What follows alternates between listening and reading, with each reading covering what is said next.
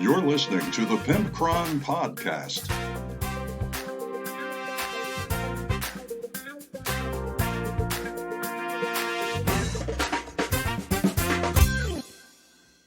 What's up, everybody? It's episode 135 of the Pimpcron Warhammer Podcast, and I am Pimpcron, which is your host, in case you did not put two and two together.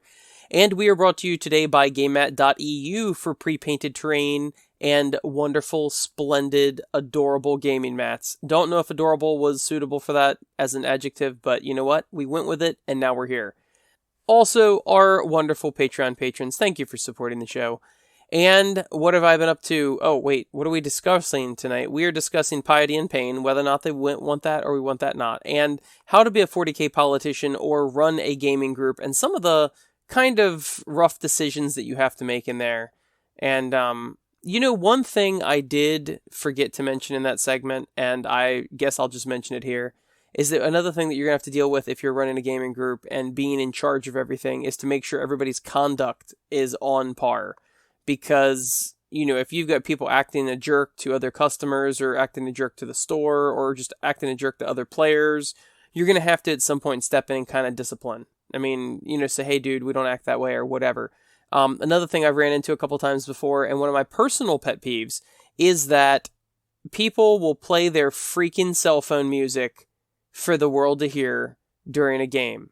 And I don't know why people do this, but we've had several people on several occasions. They will turn their Spotify up as loud as possible and not wear headphones, and they will fill the whole room with the sound of whatever shitty music they decided to play.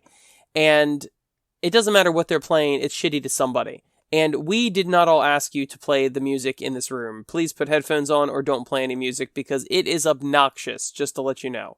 Nearly no one in this group will agree on a proper music genre, so just don't play any or don't let me hear it.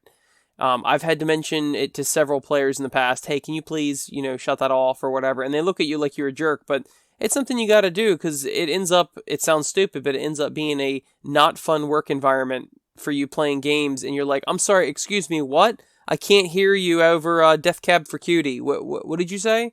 It's stupid. So anyway, what have I been up to? Well, I played an absolutely agonizing game of 40k this week. It's not my opponent's fault. It was Space Wolves versus my Chaos Space Marines. And I just rolled garbage. Is one of those every once in a while, every once in a blue moon, 4 or 5 times a year, I will just go to the club and I will just roll garbage. I even used 2 different sets of dice and I just could not. I mean, he hit me with the flamer and he did 5 wounds on my squad, and I have a 3-up save, and I just rolled 5 1s and 2s. Damn it. It was a miserable game, but I want any of you to say that, if you ever say that I will not, if you ever say or suggest that I will give up on a game just because I'm not having fun, I will tell you right now, I will point you to this situation because, boy, I just said this recently about the Black Templar, didn't I? I think I did for that tournament, but this is just another day, man. Woo! It was rough. And then this kid that I was playing with, I was like, it was at the end of turn 4, and I was like 80% dead. And I'm like, so, do you want to call it? Do you want to keep going? What do you want to do? And he's like, oh, I want to keep going. And I'm like, oh, okay, you're winning like 35-10, but okay, we'll keep going. I didn't say that part. And I'm not that passive aggressive. And then, at the end of, actually it was end of turn 3, sorry. At the end of turn 3, I was like almost all dead.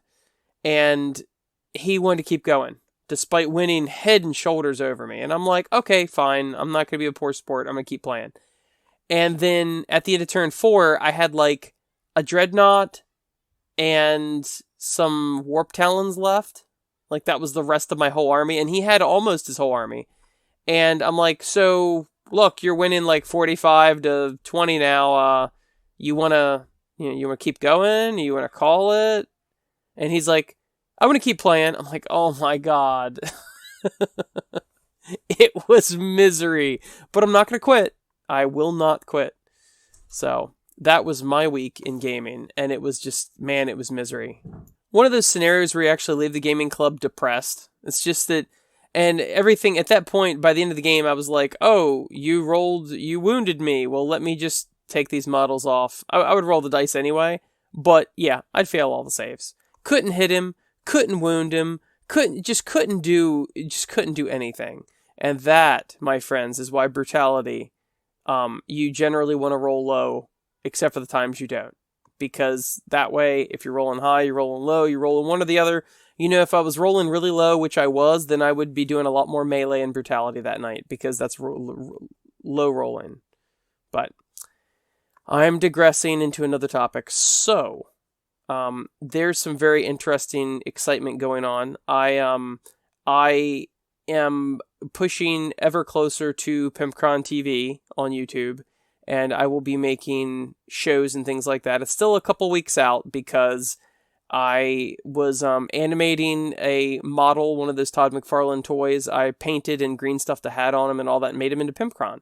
So I was animating that crudely, and I was making episodes and showing them to a couple of friends and whatnot, and they said it was okay.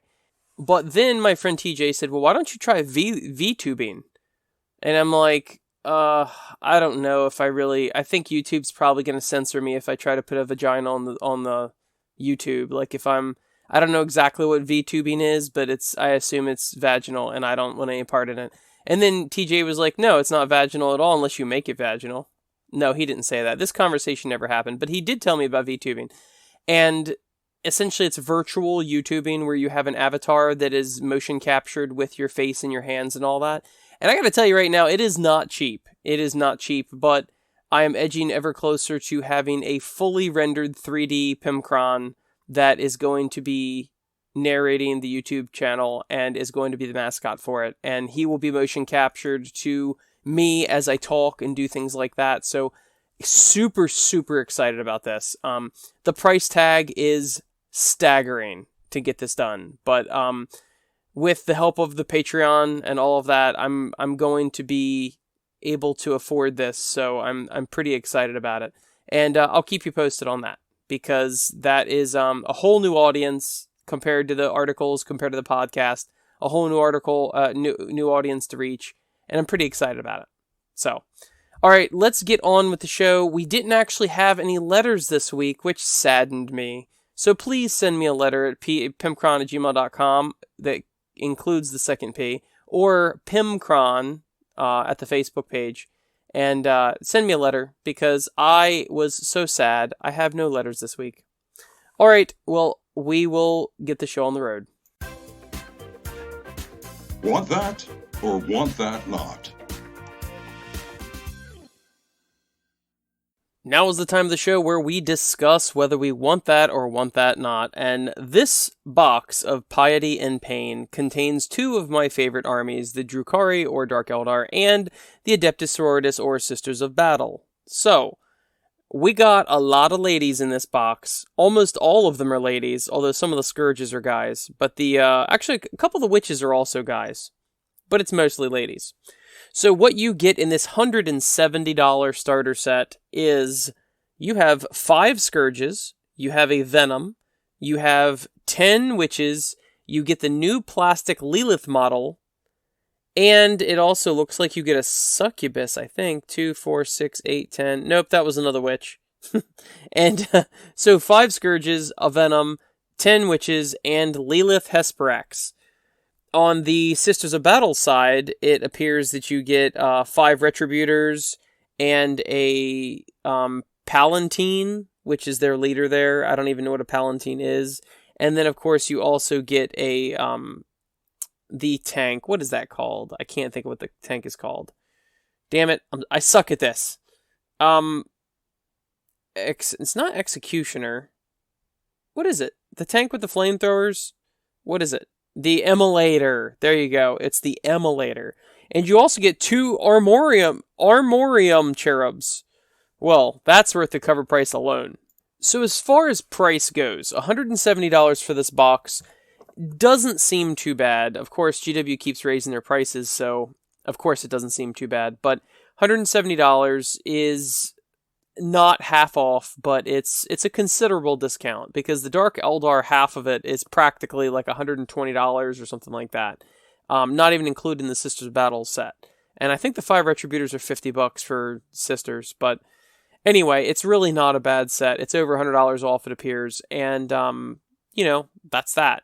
As far as the actual models, none of these, except for the Palatine and the Lilith models, are new. There's nothing special about them. The 5 Scourges still hold up really well. Actually, the whole Dark Eldar range holds up really well. It all came out, pretty much all of it came out the end of 5th edition, beginning of 6th edition. And the Scourges look good, the Witches look good, the Venom, all of that. To be honest with you, I'm not a fan of the new Lilith model. It could be the lack of thong, I don't know. No, it's not. But it's funny because when we were doing the beauty contest between all the models with me and my wife, and we went up to Lilith, it was the old model of Lilith.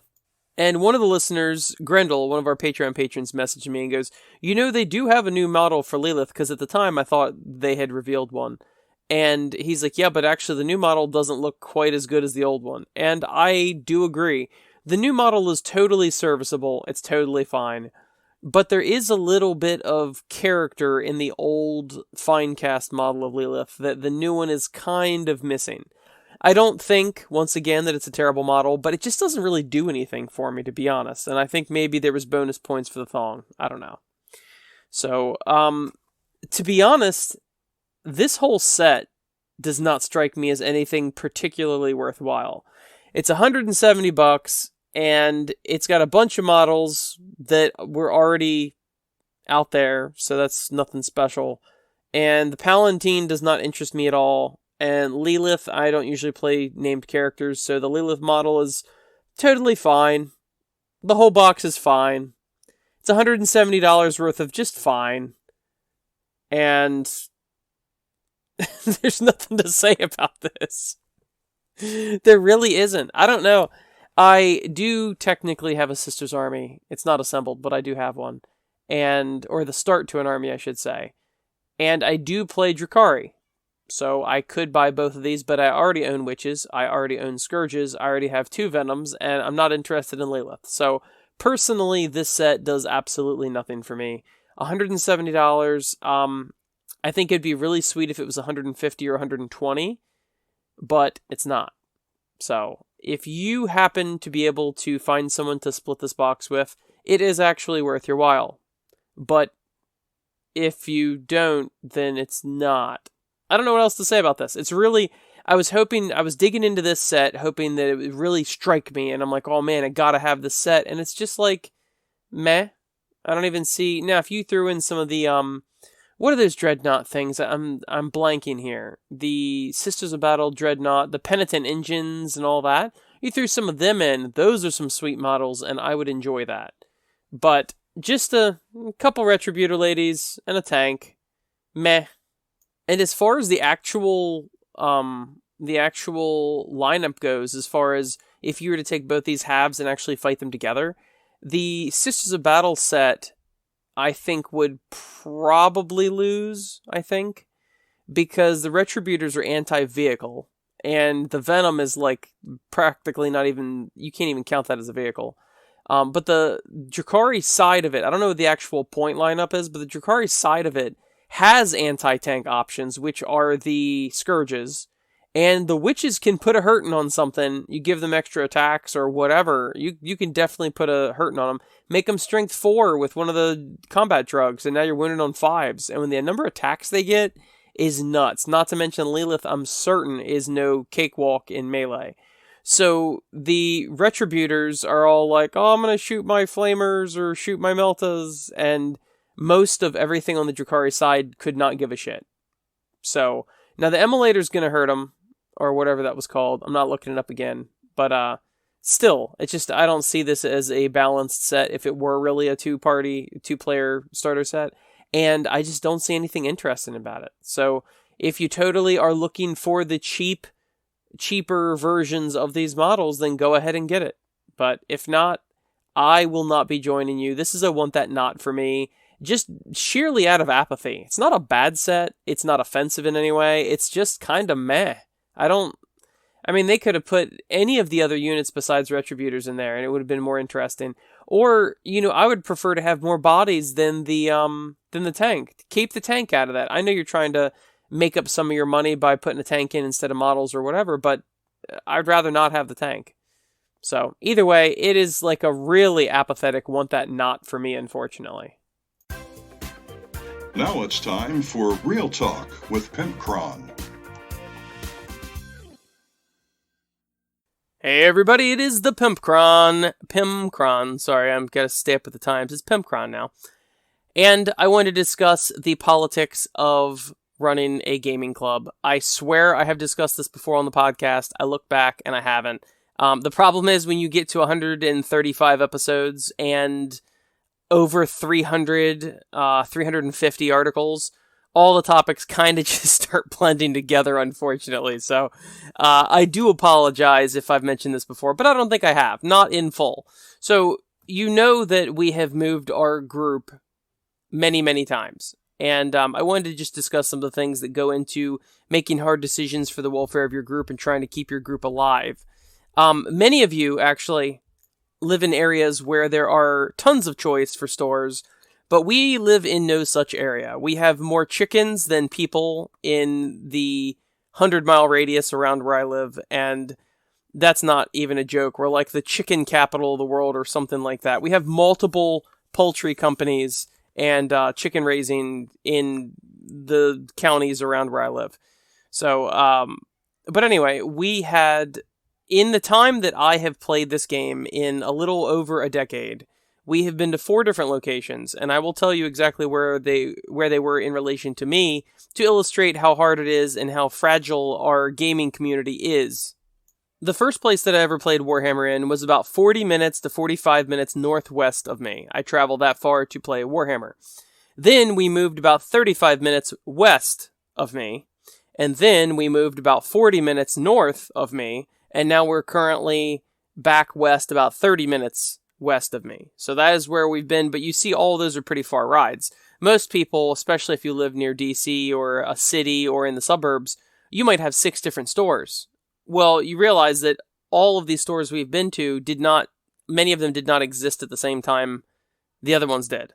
So it's not like we had multiple choice. It was being that, another store popped up, and luckily it popped up in time that we could move there once our other store, fell down in flames. And I know this is going to sound stupid, but we only have a reliable 8 to 10 people that come each week for Warhammer. It's lessened, obviously, with the pandemic and whatnot, but we probably ultimately only have 15 players total, and we get about 8 to 10 of them each week. And it's pretty scary trying to move your group, because when people get out of their routines and their safety zones and things like that, then all of a sudden, oh man, I gotta drive a half hour to a place, or oh man, this last store was right around the corner from my house, now I have to drive blah blah blah. People are lazy. Even if they like the game, they may not travel that far. Now, I've always had to travel that far because I've never had a store near me, and that's totally fine, but a lot of people aren't willing to do that. It's funny that when we left store number 2 because he was selling off-brand Beanie Babies and got tangled up in that mess. Nope, just kidding. He was into cocaine, and I've mentioned that before. When crack cocaine destroyed our second store, and we had to move up to Delaware, we made the tough choice, because there was a store in Salisbury west of me, and there was a store up north of me. And we decided to go up to Delaware to that store north of me, because most of our players, about 3/4 of them, came from Delaware. So we thought, okay, what we're going to have to do, we know we're going to have some attrition, we know we're going to have some losses, but let's move the group up to Delaware, because hopefully we will retain more players than we lose. And we did lose some players from our group, unfortunately, and even though now we're back in that same area west of me that we were originally, they've never come back. And I don't know if they got out of the hobby or what. A couple people have stopped by for one time, but, habits are a hard thing to make, and they can be fairly easy to break. And if you don't fit wargaming into your life, then you're just not going to have it in there, because you have to physically force wargaming into your life.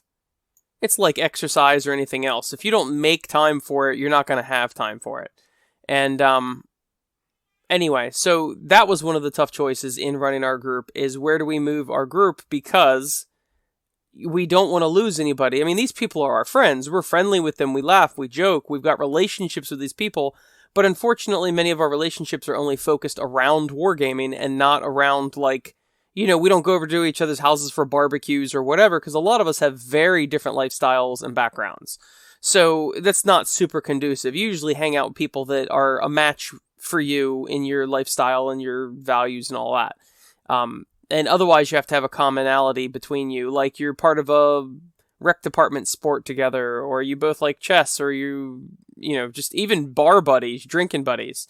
You have to have something in common.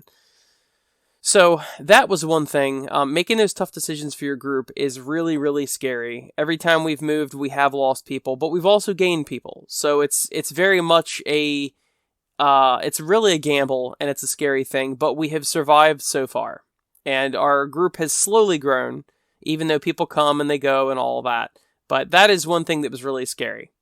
Now, obviously, some of you come from areas where gamers are like a dime a dozen and oddly sold in bundles. I don't know how that's legal, but local laws differ on human trafficking. Anyway, like I said, my area is devoid of gamers for the most part.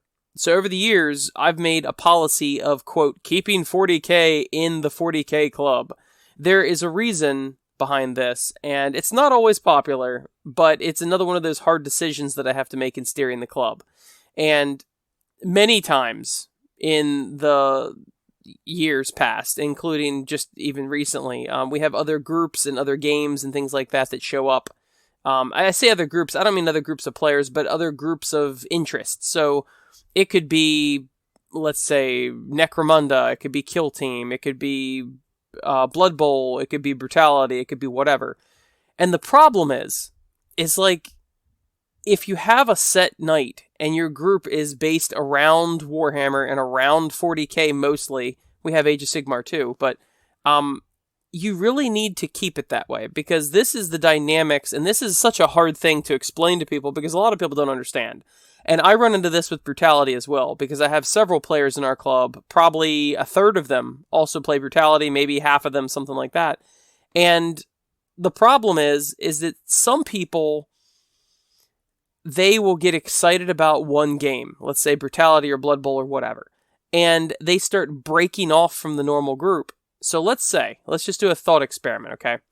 You've got 10 people in your normal group, and let's say that you live in a vacuum devoid of geekery, such as ourselves. Well, you have 10 people in your group that come every single week for the ease of telling the story. Well, at least 2 of them are going to break off for this other game. Probably 4 of them, because you'll probably have more than just 2 people interested in, let's say, Brutality. Well, that's all well and good if people get excited about other games. But the problem is if this is a 40K group, and Age of Sigmar, then you have to keep that as your primary focus. You can't let people just completely go off the deep end in HeroClix or whatever thing they want to go. They can have those interests, don't get me wrong. They can pick some other night to go do that. But if they're showing up on Warhammer Night to play other games, if there's not enough people, or if the well of players runs dry for people to find opponents, then you're actually going to start atrophying your main group, which is definitely a risk. So even with Brutality, like, I limit myself. I am willing to personally play Brutality once per month on Warhammer Night. Unfortunately, I really don't have the time or just the free time to play on more than one night a week. I might have someone over to my house to play, but I'm not going a half hour out of my way away from my wife and kids to play more than once a week. So I have Warhammer once a week, and I go to that. And even as tempting as it may be, I keep Brutality to a minimum. I try to get everyone in, like, hey, who's interested in Brutality? Okay, let's play on this 1 week this week. And even then, I may have to sit out if the number of Warhammer players is low. Like just this week, I have not played Brutality in a couple weeks in our club. And I had a player go, hey, do you want to play Brutality? And actually, I was really in the mood to play Brutality, to be honest with you, and not Warhammer. But I got looking at the list of people that had confirmed via text that they were coming this week. And I'm like, oh, damn, we only have 3 Age of Sigmar players, and we only have 3 40K players. And these three 40k players have been playing each other for weeks. And I don't want them to get bored with playing the same exact players every single week. So, to be honest with you, no. I think I would rather you and I play Warhammer 40k and fill that pool with new players, or fresh players, because I often play Age of Sigmar. And it seemed like the players that were playing 40k that week were happier for that. And I do the same thing for the Age of Sigmar players. If we only have, one or two Age of Sigmar players show up and they keep playing each other every single week, then I try to jump in and be the difference maker, like the tiebreaker or whatever. Because nobody wants to go to the same club every single week and play the same dude. Like, just nobody wants to do that. You could go home and play on a computer game if you want to play the same opponent all the time. So, as much as we like each other, and as much as we're friends, and everyone's friendly, and we have a great group, no one ever's arguing or bickering or anything like that, you still don't want to play the same exact opponent every week. So, I'm always asking, this week, I've been playing Age of Sigmar every single week. So, I have played my friend TJ, multiple weeks in a row. So I asked James, hey James, do you mind playing Age of Sigmar? And I'll flip over into 40k, even though I actually wanted to play Brutality, but we didn't have the numbers to support that. So once again, this is not a Brutality group, this is a 40k group. So that's an interesting mechanic that a lot of people I don't think about. Even if you are the one that runs your group, you might not want to make those tough choices and be the bad guy and go, no, let's not play this other group or this other game, I mean. And I actually recently had I just mentioned it, the Blood Bowl group. They had been playing quite a bit recently, although my view on it was actually kind of skewed because many of them had just missed out on Wargaming Night, period. So it's not like they were playing Blood Bowl instead of Warhammer, but when they finally did come back, they're playing Blood Bowl, and I'm like, guys, we're kind of drying up here.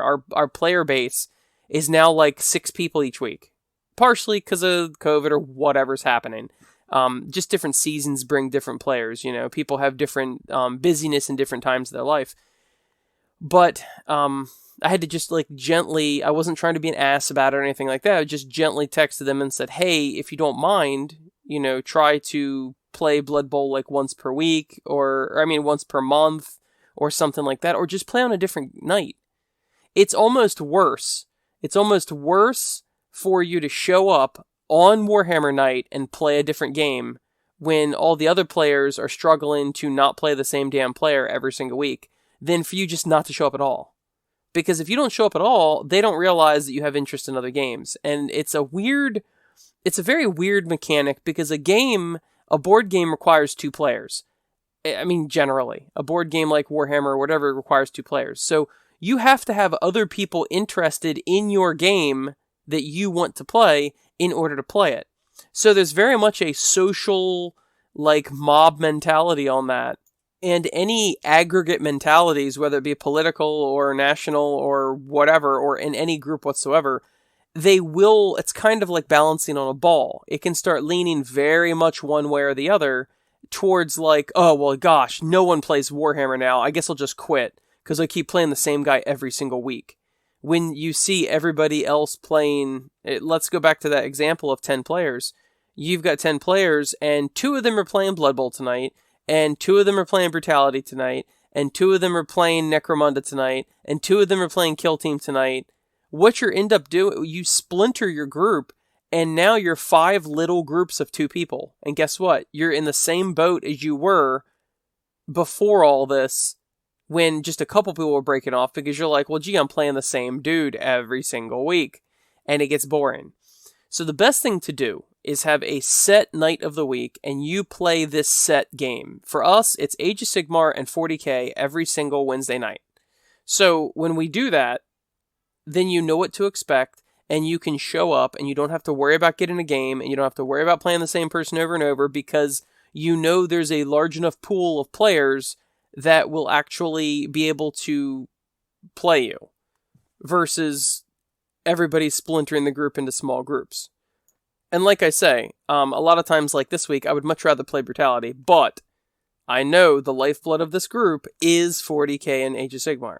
So I told the other player that wanted to play Brutality with me this week, I said, well, let's look for next week. If we have a good turnout for Warhammer, then maybe you and I will play Brutality, because then they've got a big enough pool of fresh players to go ahead and play that and not be stale.